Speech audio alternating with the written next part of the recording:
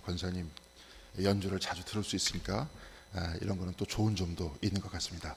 예수 그리스도의 평화가 오늘 주님을 찾아서 이 자리에 앉으신 여러분들 모두에게 충만하시기를 바라겠습니다. 날씨가 많이 더워졌습니다. 그래도 아직 일교차가 심하니까 건강에 유의하시고 일상에서 하나님과 동행하시는 여러분들 되시기 바랍니다. 신학적으로 우리가 모여있는 교회는 성령님께서 활동하시는 자리입니다. 그래서 이 신학적 전통에 따르면 오늘 이 자리로 오게 하신 분은 내 의지가 아니라 성령님이십니다. 사도행전에서는 하늘로부터 하나의 불이 내려와서 각 사람 위에서 갈라져 그들의 머리 위에 임했다고 했습니다. 요한복음에서는 예수께서 숨을 쉬시며 성령을 받으라 이렇게 말씀하셨는데, 요한복음 1장 14절에는 말씀이 육신이 되어 우리 가운데 임하시니 이렇게 되어 있습니다. 예수께서 제자들 가운데 숨을 쉬신 것은 말씀이 숨을 쉬시어 우리에게 성령을 주신다는 겁니다. 그래서 함석권 선생의 스승이신 유용모 선생은 말씀을 말숲이라고 했습니다. 말씀이 숨과 같이 우리의 생명이 된다, 이 말씀입니다. 개신교는 미사 대신에 설교에 중심을 두고 있습니다. 떡과 포도주 대신에 말씀을 먹는 겁니다. 그래서 우리는 입으로 먹지 않고 눈으로 먹고 귀로 먹습니다. 말씀을 눈으로 보고 또한 말씀을 들으면서 먹는 겁니다. 귀로 듣고 눈으로 보면서 우리는 교회 안에서 한 마음으로 말씀을 깨달아갑니다. 바로 이런 신앙생활을 반복하면서 우리는 여기까지 왔습니다. 말씀은 성령의 감동으로 기록된 것이라고 하니 성령의 감동이 목회자의 감동이 되어서 말숨, 곧 숨과 같은 생명이 전달되는 것, 바로 이것이 우리 개신교의 말씀의 영성입니다.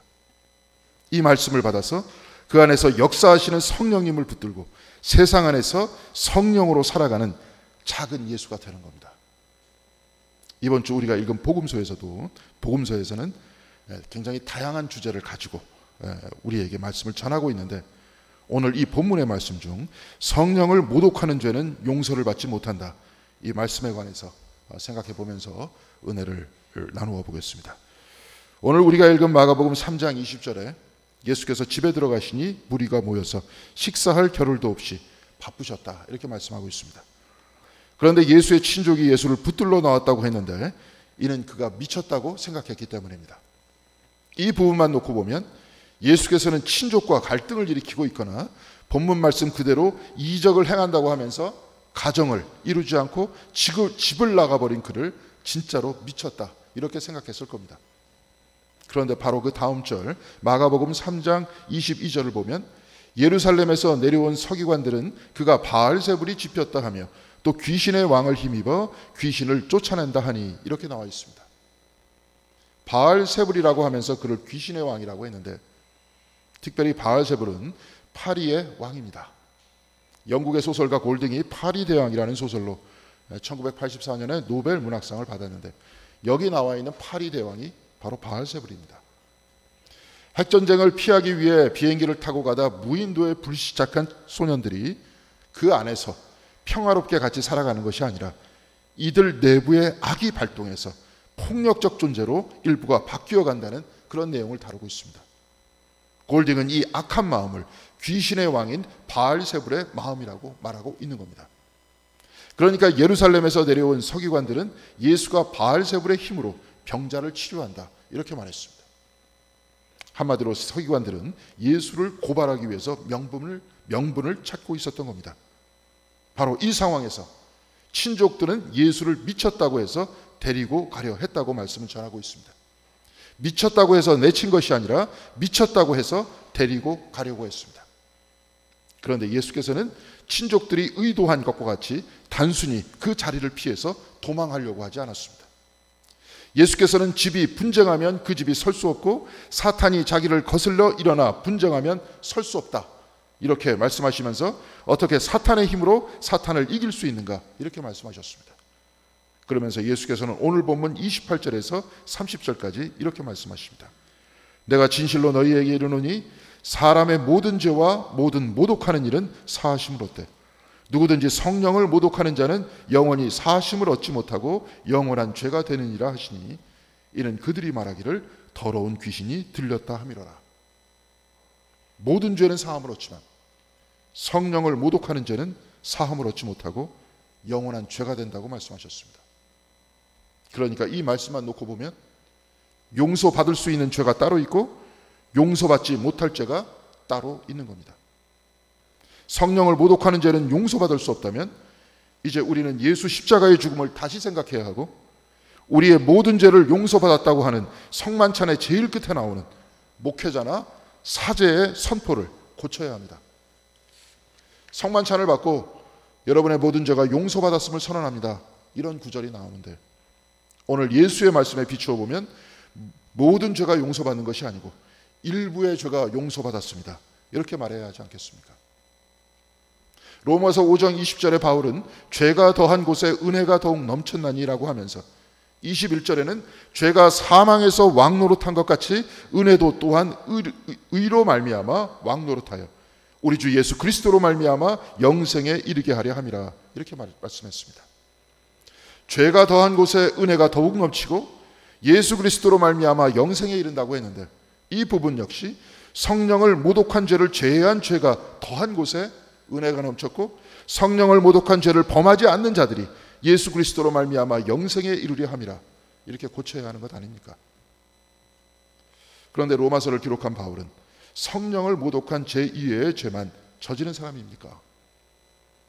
바울은 다메섹에서 주님을 만나기 전 스데반을 죽이는데 앞장선 사람이었습니다. 사도행전 6장 5절에 스데반을 소개할 때 성령이 충만한 사람 스데반 이렇게 말했고요. 사도행전 7장 55절에서 56절에는 스데반이 순교하기 직전의 모습에 관해서 표현하고 있습니다. 스데반이 성령이 충만하여 하늘을 우러러 주목하여 하나님의 영광과 및 예수께서 하나님 우편에 서신 것을 보고 말하되 보라 하늘이 열리고 인자가 하나님 우편에 서신 것을 보노라. 이에 사람들은 귀를 막고 그를 성 밖으로 내쳐서 돌로 때려 죽였다고 했습니다.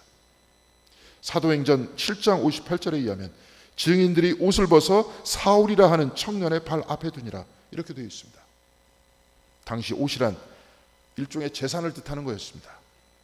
자기 재산을 사울에게 걸고 스데반을 죽였다는 것은 사울 곧 바울이 이 모든 것에 책임이 있고 그가 이 사건의 지휘관이다 이 말씀입니다. 그렇다면 바울도 역시 성령을 모독한 것 아닙니까? 그렇다면 다메섹에서 예수께서는 왜 용서받지 못할 죄를 저지른 바울을 부르신 것이고 왜 그에게 신약성서의 많은 부분을 쓰게 만들었습니까? 말이 앞뒤가 맞지 않습니다. 그렇다면 오늘 본문에서 주님께서 말씀하신 성령을 모독하는 죄란 과연 무엇입니까?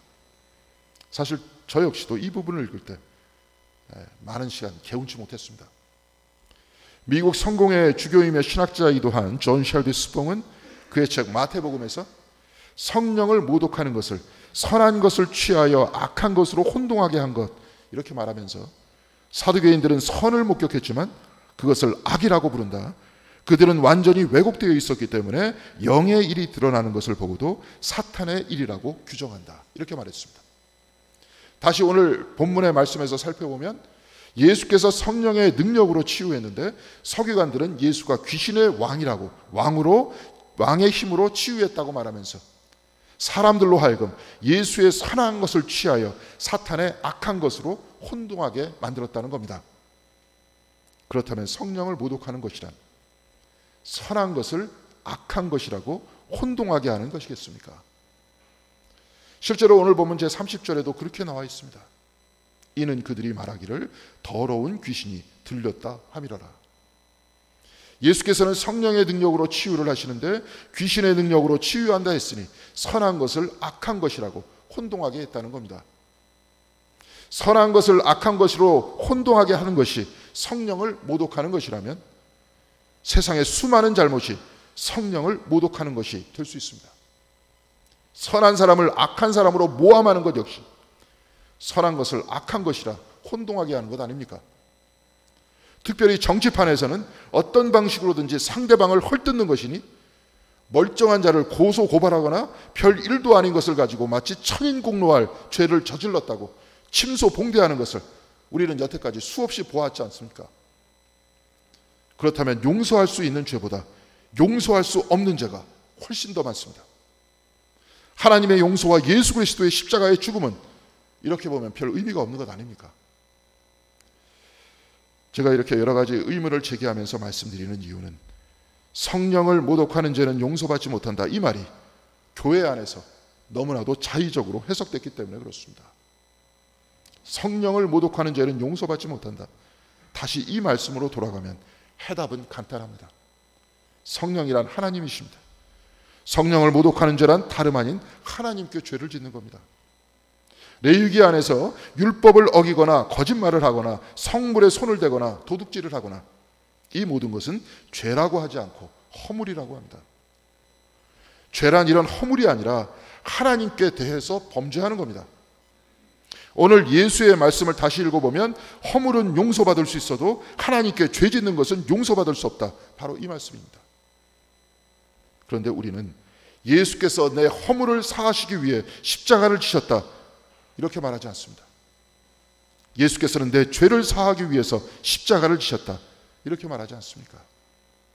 그러니까 예수께서 십자가를 지신 것은 우리가 용서받을 수 있는 허물을 사하기 위해서 지신 것이 아니라 용서받을 수 없는 죄, 하나님을 향한 죄를 사하게 하기 위해서 십자가를 지신 것입니다.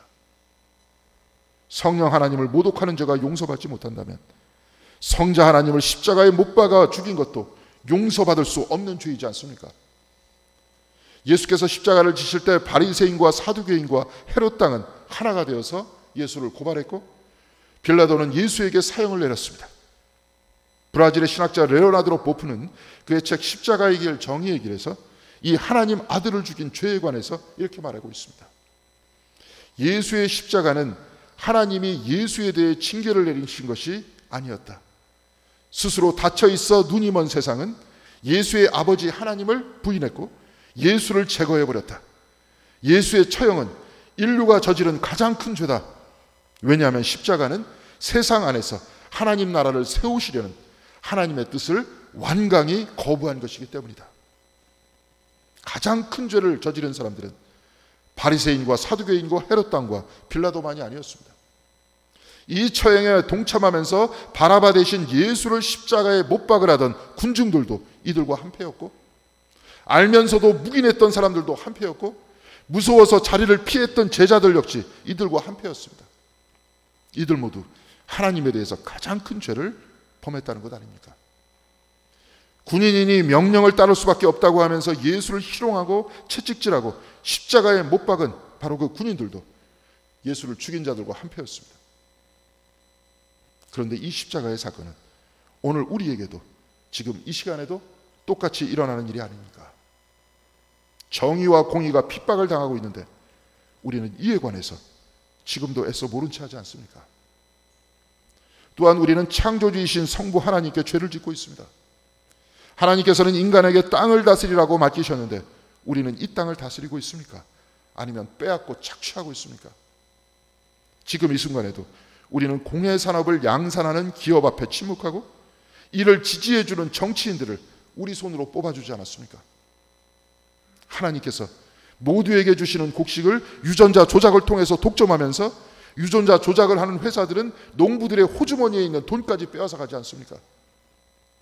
또한 유전자 조작으로 나온 쌀과 물고기는 시간이 지나면 몸에 심각한 질병을 일으킵니다. 그런데 알면서도 이들에게 어떻게 할 수 없어 예수를 버린 제자들과 같이 침묵하고 있지 않습니까? 사람은 하나님의 형상이라고 해서 하나님께서 이들에게 복을 주시며 인간을 만드신 그날에 하나님께서는 심히 좋았더라 이렇게 하시면서 기뻐하셨습니다. 사람은 하나님의 형상입니다.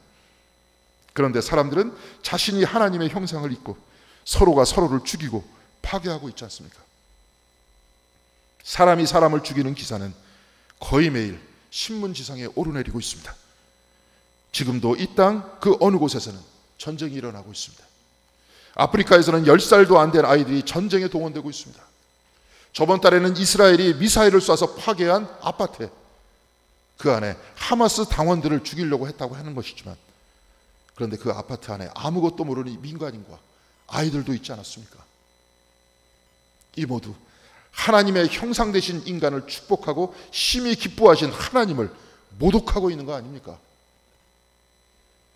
사랑하는 성도 여러분, 그렇다면 우리 모두 용서받을 수 있는 허물만 있는 사람이 아닙니다. 우리 모두는 용서받을 수 없는 죄인들인 겁니다. 우리는 성령을 모독하거나 하나님의 아들을 죽이거나 성부 하나님의 형상과 당신이 기뻐하시며 창조하신 이 땅을 학대하거나 아니면 묵인하고 있습니다. 허물은 용서받을 수 있습니다. 이 세상에는 사법제도가 있습니다. 그래서 허물이 있다면 벌금을 내거나 감옥에 갔다 오면 됩니다. 도덕적 허물이 있다면 반성하면서 다시 안 하면 됩니다. 그런데 하나님에게 범죄한 죄는 우리가 용서한다고 해서 용서할 수 있는 것이 아닙니다. 그래서 예수께서는 사두개인들이나 또한 오늘 우리가 글을 읽었던 바로크들에게 성령을 모독한 죄는 용서받을 수 없다 이렇게 말씀하신 것입니다. 용서받을 수 없는 우리를 위해서 예수께서는 스스로 죄인이 되어서 십자가에 못 박히셨습니다. 그런데 그리스도 예수를 통해 하나님께 범죄한 우리의 죄가 용서받기 위해서는 전제가 있습니다. 그것은 바로 내 죄에 대한 자각입니다. 존 쉘비 스봉은 같은 책에서 죄에 대한 자각이 없이는 누구도 죄를 용서받을 수 없다. 자신이 어둠 속에서 살고 있다는 자각이 없는 사람은 빛으로 나올 수 없다. 이렇게 말했습니다. 아무리 예수께서 십자가에 달리셔도 자각하여서 십자가를 향하지 않는다면 죄의 용서는 불가능하다는 겁니다. 오늘 성경 본문에서 성령을 서기관들은 질투와 시기로 인해서 예수께서는 바알세붑의 힘을 빌어서 병자를 치료한다는 말을 하면서 예수를 깎아내렸죠. 본문에서 예수께서는 성령을 모독하는 자는 영원히 사하심을 얻지 못하고 영원한 죄가 다니니라 이렇게 말씀하셨는데, 이 말씀을 듣고 서기관들이 자신의 죄를 자복했다 하는 말은 오늘 말씀에서 찾아볼 수 없습니다. 누가복음 15장 3절에서 32절까지 예수께서 하셨던 비유의 말씀이 있습니다. 탕자의 비유입니다. 둘째 아들이 아버지 재산을 달라 하고 방탕하게 생활하면서 재산을 탕진했습니다. 돈이 떨어지자 아들은 유대인들이 가장 경멸하는 짐승인 돼지 우리를 청소하면서 생계를 이어나갔고, 충분히 돈이 벌리지 않자 돼지가 먹던 음식을 나눠 먹으면서 비참하게 살았다고 했습니다. 그런데 만일 그가 그 자리에서 그 비참한 생활에 적응하면서 그냥 살아나갔다면 그는 아버지를 만나지 못했을 것이고 아버지의 용서를 받지 못했을 겁니다. 그런데 누가복음 15장 17절에는 이렇게 나와 있습니다. 이에 스스로 돌이켜 이르되 내 아버지에게는 양식이 풍족한 품꾼이 얼마나 많은가, 나는 여기서 줄여 죽는구나.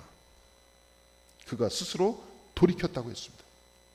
돌이켜 나와 아버지에게로, 돌이켜 자기 자신에게서 나와서 아버지에게로 갔습니다. 아버지는 그를 받아주지 않을 것이 뻔하니 아들이 아니라 그 집에 종으로 살아가겠다고 아버지에게 할 말까지 준비해서 집으로 갔습니다. 그리고 누가복음 15장 20절에는 이렇게 나와 있습니다. 이에 일어나서 아버지께로 돌아가니라. 아직도 거리가 먼데 아버지가 그를 보고 측은히 여겨 달려가 목을 안고 입을 맞추니 아들은 돌이켰고 아버지에게로 돌아갔다 했습니다. 그런데 거리가 먼데 아버지가 그를 보고 측은히 여겼다고 했습니다. 돌이키고 돌아가야 아버지를 만날 수 있습니다. 죄 안에 있는 나의 눈을 돌이켜 우리를 용서하시며 기다리시는 십자가를 바라봐야 하는 겁니다. 주님께서는 누가복음 23장 34절에 당신을 십자가에 못 박고 조롱하는 사람들을 위해 이렇게 기도하셨습니다. 아버지, 저들을 사하여 주옵소서. 자기들이 하는 것을 알지 못함이니이다. 나의 죄를 자각하고 사해달라 기도하시는 주님께로 돌이키고 십자가로 바라볼 때 하나님에 대한 범죄한 죄인도 사하심을 받을 수 있다는 말입니다. 십자가에 죽으신 예수께서는 베드로전서 3장 19절에 의하면 또한 영으로 가서 옥에 있는 영들에게 선포하시니라 이렇게 말씀하고 있습니다. 지옥까지 내려가 갇혀있는 죄인들에게 말씀을 선포하셨다는 겁니다. 지옥에서까지도 주님은 우리를 구하시려 하시고 지옥과 같은 이 세상에서도, 하나님이 없는 곳과 같은 곳에서도 우리는 돌이켜 주님께로 갈 수 있다는 것 아니겠습니까? 그래서 로마서 8장 38절에서 39절에 바울은 이렇게 선포하고 있습니다. 사망이나 생명이나 천사들이나 권세자들이나 현재일이나 장래일이나 능력이나 높음이나 깊음이나 다른 어떤 피조물이라도 우리를 우리 주 그리스도 예수 안에 있는 하나님의 사랑에서 끊을 수 없느니라. 우리가 사망 안에 있어도 깊은 땅 및 지옥에까지 들어가 있어도 이 지옥과 같은 현실 안에서 육체의 고통 중에서 모든 희망이 다 사라질지라도 우리를 하나님 안에 있는 그리스도 예수의 사랑에서 끊을 수 없습니다. 요한계시록 1장 18절에 주님께서는 사망과 음부의 열쇠를 가졌노니 라고 하셨습니다. 공동번역 성경에서는 죽음과 지옥의 열쇠를 가졌노니 이렇게 번역하고 있습니다. 주님께서는 천국의 열쇠뿐만 아니라 지옥의 열쇠도 가지셨습니다. 그 어느 곳에 우리가 있을지라도 바로 그곳에 그리스도께서 계시다는 것 아니겠습니까? 우리는 그 어느 곳에서도 돌이킬 수 있습니다. 돌이키는 그곳이 사함을 받는 자리이고 바로 그곳이 천국으로 들어가는 문인 것입니다. 그래서 빌립보서 2장 10절에는 하늘에 있는 자들과 땅 위에 있는 자들과 땅 아래에 있는 자들로 모든 무릎을 예수의 이름에 꿇게 하시고라고 했습니다. 하늘 위, 땅 위, 땅 밑, 곧 지옥에 있는 자들까지도 예수 그리스도 안에 있습니다. 그 모든 것에서 주님께서는 우리가 돌이키기를 기다리고 계신 것입니다. 미국에서 아이들이 부르는 복음성가에 He's got the whole world in his hand라는 노래가 있는데 오늘 제가 목회 단상에 거기다 적어놨습니다. 그가 곧 하나님께서 온 세상을 그 손에 들고 계시다는 대단히 간단한 복음성가인데 저는 우리말 번역을 찾을 수 없었습니다. 그런데 오늘 아침 반주자님의 우리나라 말로 된 것도 있다 그렇게 말씀하셨습니다. 그래서 제가 못 찾아서 다음번에는 한번 우리말로 된 것을 보면 좋을 것 같습니다. 주보 안에 있습니다. 아마 들어보신 분들도 계실 겁니다. 한번 들어보고 그 다음에 한번 따라해 보겠습니다.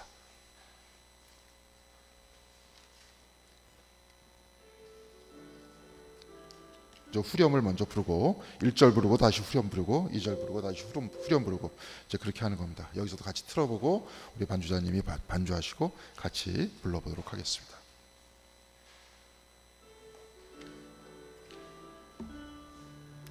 He's got the whole world in his hand. He's got the whole world in his hand. He's got the whole world in his hand. He's got the whole world in his hand. He's got you and me, brother, in his hand. He's got you and me, sister, in his hand. He's got you and me, mother, in his hand. He's got the whole world in his hand. He's got the whole world in his hand. He's got the whole wide world in his hand. He's got the whole world in his hand. He's got the whole world in his hand. He's got you and me, mother, in his hand. He's got you and me, father, in his hand. He's got you and me, mother, in his hand. He's got the whole world in his hand. He's got the whole world in his hand. He's got the whole world in his hand. He's got the whole world in his hand. He's got the whole world in his hand.